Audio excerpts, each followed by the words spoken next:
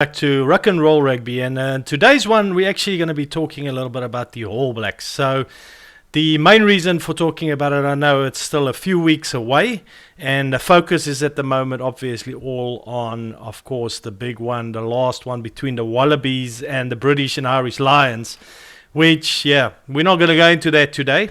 I wanted to just discuss the injury concerns with the All Blacks, and just generally, what's my opinion, how it will affect the All Blacks in the up-and-coming, Rugby Championship, and yeah, just my opinions. So the first thing to know is that they're playing in Argentina for these two games. Now, playing in Argentina is very different to playing in New Zealand for the All Blacks. Argentina has become a really, really strong team to play in their own backyard, and they'll want the blood of the All Blacks. They definitely want to get this one over the All Blacks. Also, probably knowing in the back of their mind that there is some injuries. So let's go through the injuries. So the first injury there, Caleb Clarke, he's got an ankle injury. He's out for 6 to 8 weeks. Yeah, Caleb's good. Don't get me wrong. He's such a physical player. He definitely brings something from the bench. But I think the All Blacks are okay when it comes to wingers. They've got enough, fast guys, and you can always take someone from fullback, and slot them in there. Even centers sometimes you can slot in there. You see Rico and Ioane now going to wing from center. So they've got options there. I don't think it's such a big one. Tupou Vaa'i, that is a concussion. So a concussion is going to have to be out for, the first part of the Rugby Championship. So for the first part, they'll be without Vaa'i. He was instrumental so far this year. He's been great, and moving into those flanker positions from lock has really, he's shown a different side of him. I didn't realize the guy's got so much pace. I like him a lot more since he's been moved from lock. So a loss there, and yeah, it could be a little bit light there in the lock positions. We'll have a look now at the team, the squad that they're looking at. Then of course another big one is Luke Jacobson. He's been so important for the All Blacks. Quad muscle injury. He remains a question mark, but I've got a feeling Luke Jacobson will also probably come in towards the second to third games, maybe even earlier. So maybe he's an option. But these guys I'm discussing here, when I'm going to look at the final team that I'm just, guesstimating. And then, of course, Bodie Barrett, he suffered a hand injury already in the Super Rugby Pacific series, and it's an ongoing niggle. He's struggling with that one. So, and Bodie, of course, is so instrumental to this team. His impact from the bench, his rugby IQ is, off the roof. He's to me, a very, very, very talented player. And every time they write this guy off, he just creates magic. So he will be missed. And, that hand injury, again, I don't think it's going to keep him out for too long. And there is a possibility he could also start. So a Luke Jacobson and a Beauden Barrett could maybe start. I think Vaa'i maybe only second game because it's concussion to the third game. Clarke is out.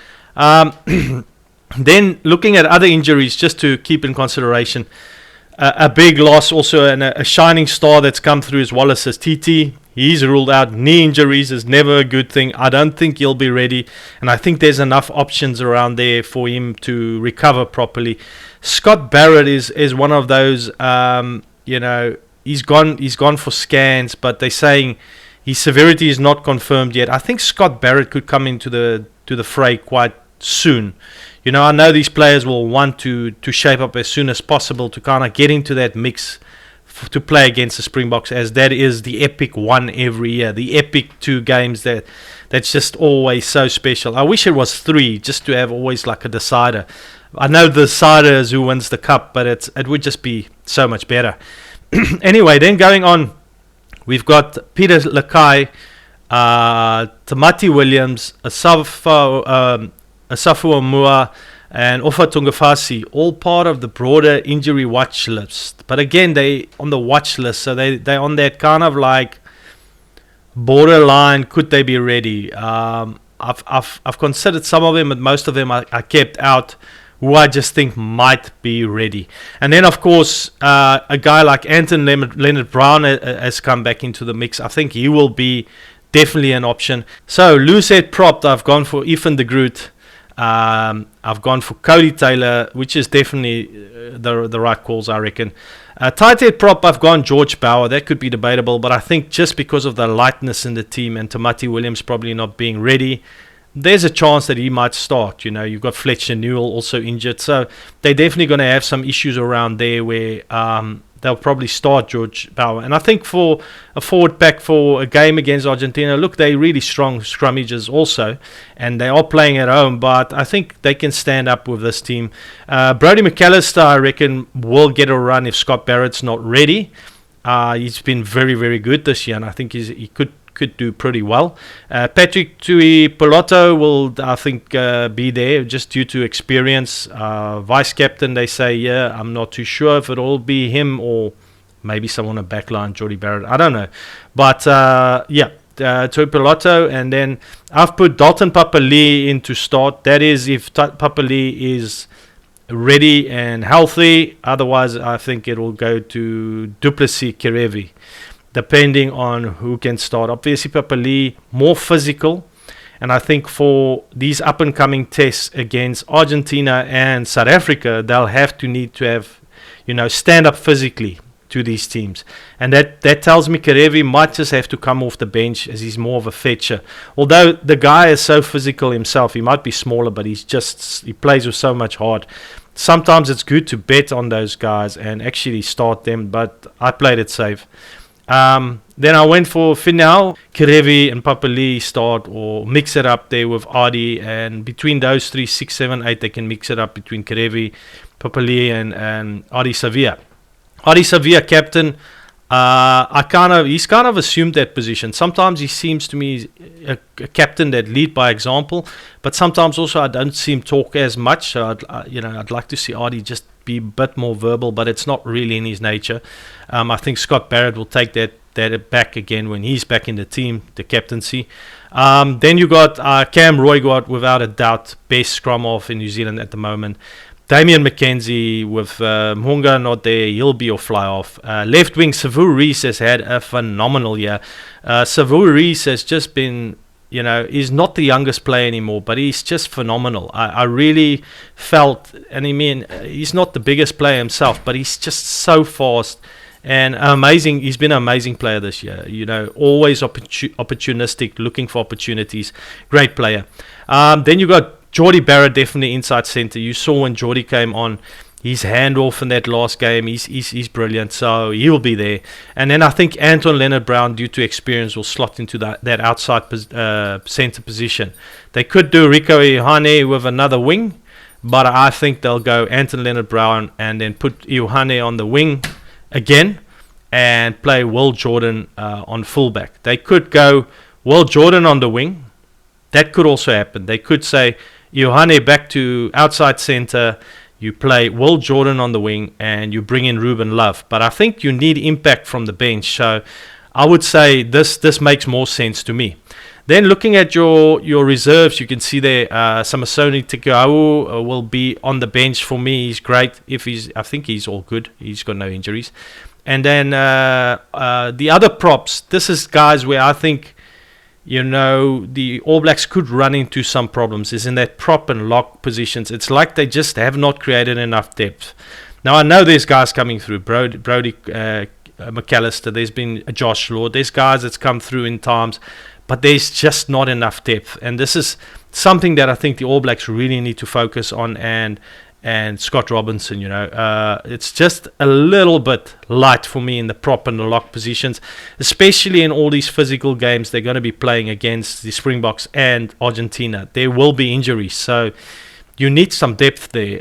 But nevertheless, that's, I think, Mafiliu and Ollie Norris, which from the bench, the impact scrummaging second half, unless the All Blacks are going to go and try and play a lot of guys a full game, it could be that they struggle a bit in the scrums in the second half. Basilu Tosi is another one, good experience, so I think he will be very important from the bench. bench, but yeah, maybe he starts, you know, who knows, because of him having more experience. But yeah, I'm throwing around a lot of combinations, but just giving you an idea. They've got loose forward there, again, Duplessis, Kerevi. That depends on who's going to be in the mix there, because if you've got Papali also in the mix, then things could change around. And then, of course, Lakai also. We will have to see who is fit and who not. Then you'll have a scrum. The other scrum off will be Cortez Ratima.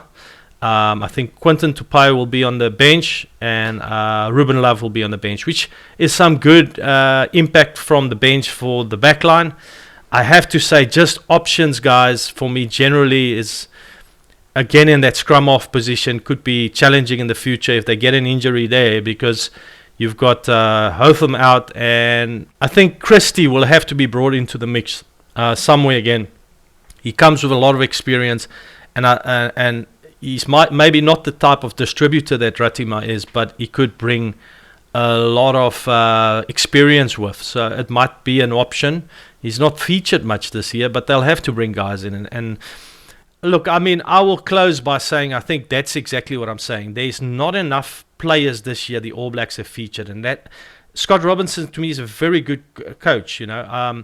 But the problem Razor's got for me in a sense, and you guys can disagree, is he likes cohesion, so he plays the same players a lot. Now, I get that because the All Blacks want to build that cohesion up this year so that they know they've got their combinations right.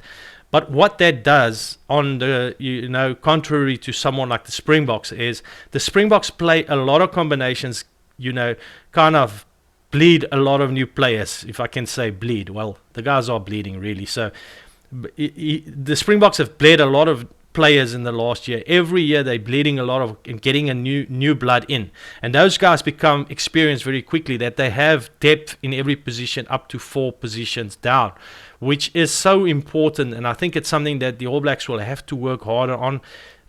You know, these first few tests, I know it was France, but I mean, it wasn't France in France. There was some key players not even in the team. So I mean, they should have given more guys a go and kind of built the depth for me a bit more. I'm not saying they haven't, you know. The McAllister has come through, Fabian Holland has come through. They're trying to get them up, but I just feel more options they need to create in all these positions, which they're lacking a bit. And you can just think in these very physical games coming up, you know, it's 6 very physical games. I'm saying 4 because I think what's going to be really tough is playing Argentina away and then playing the Springboks. Those are going to be the most physical games. The Australian games, I think it will always be more expansive, a little bit less physical and you know, more speed. But you know, you pick up a few injuries in these lock and hooker positions, you're going to be in a bit of trouble, because you're bringing up young guys that's going into positions between lock and you know, props. You need a lot of experience. It's very technical, you know, and that might just be that what could hurt the All Blacks coming up to this Rugby Championship, that they might be not as strong in their scrums if they get a few injuries and they line out areas because of new players having to come in with not that many tests. With that said, if the usual players recover quick enough, Barrett, you know, Tamati Williams, towards the Springbok time, then they will look really strong again. It's just getting them past these 2 tests against Argentina, where Argentina will be very good at home, and they could slip a game, just purely because of a few key players being missing.